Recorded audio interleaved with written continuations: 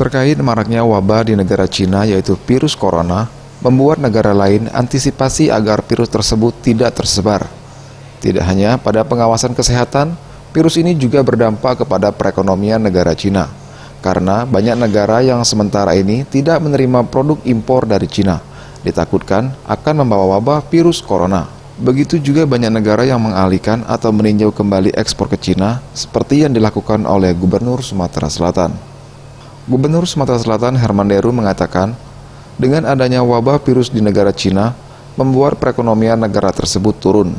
Hal ini membuat pemerintah Sumatera Selatan mengalihkan ekspor ke Cina. Sementara ini, pemerintah masih terus mencari solusi untuk ekspor di negara lain. Kita pisahkan dari jangkitnya corona ini dengan ekonomi.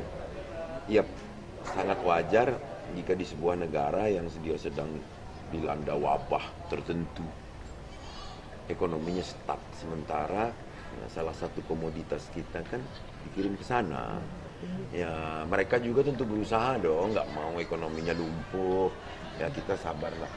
Sementara ini